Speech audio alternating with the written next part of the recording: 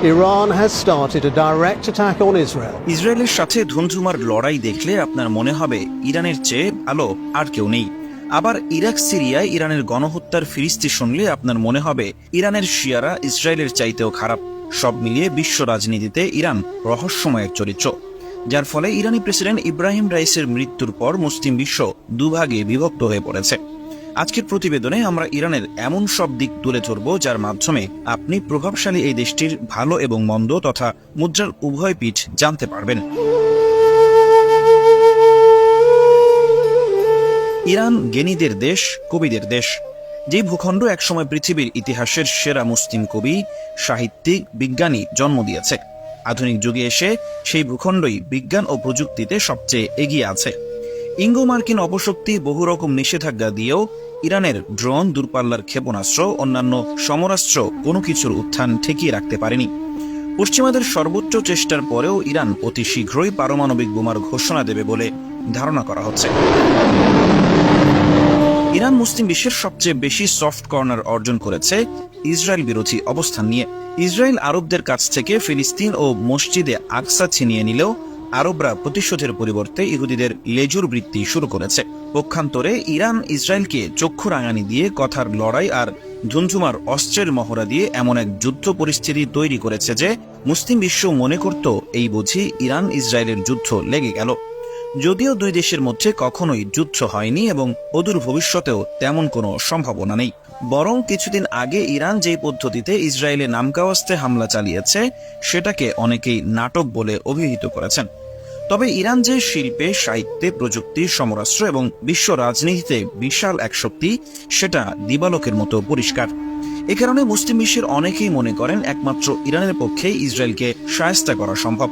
কিন্তু অত্যন্ত সম্ভাবনাময় এই দেশটির গায়ে এমন সব ঐতিহাসিক কলঙ্ক এবং চলমান অপরাধ রয়েছে যা তাদের সমস্ত ইতিবাচক দিককে ধুলোয় মিশিয়ে দেয়। এর মধ্যে অন্যতম হচ্ছে প্রিয় নবী সাল্লাল্লাহু আলাইহি ওয়াসাল্লাম ও সাহাবায়ে কেরামের ব্যাপারে শিয়াদের ভয়াবহ আকীদা। তারা হযরত মুহাম্মদ সাল্লাল্লাহু আলাইহি ওয়াসাল্লামের চাইতে হযরত আলীকে শ্রেষ্ঠ মনে করে, কারণ হযরত আলী তাদের কাল্পনিক 12 ইমামের প্রথম ইমাম।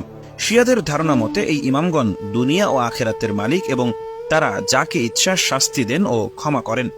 ইমামদের আনুগত্য করা ফরজ। প্রত্যেক জুমার রাতে ইমামদের মেরাজ হয়, তারা আরশ পর্যন্ত পৌঁছেন।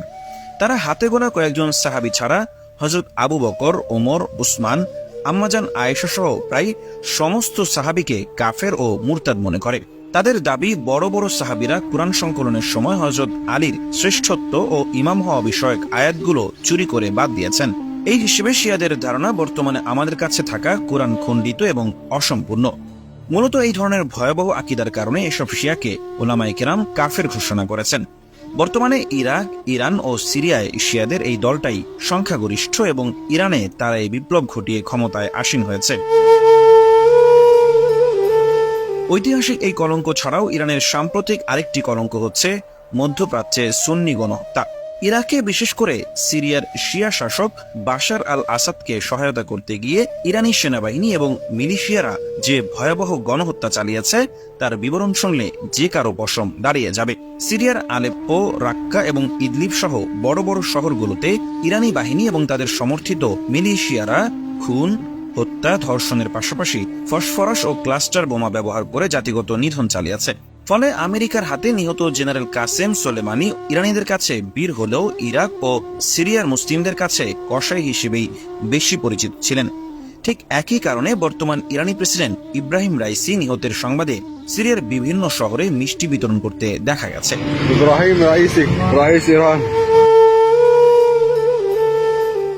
একদিকে বিজ্ঞান ও সমরাস্ত্রে অসামান্য উন্নতি এবং ইসরায়েলের সাথে চরম শত্রুতা, অপরদিকে চরম কুফরি আকীদা এবং সুন্নি গণহত্যা।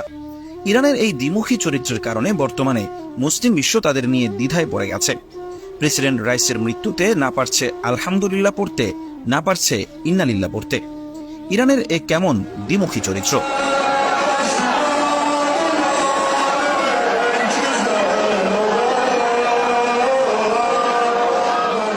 Mamnun bin Masud, MBA times, desk report.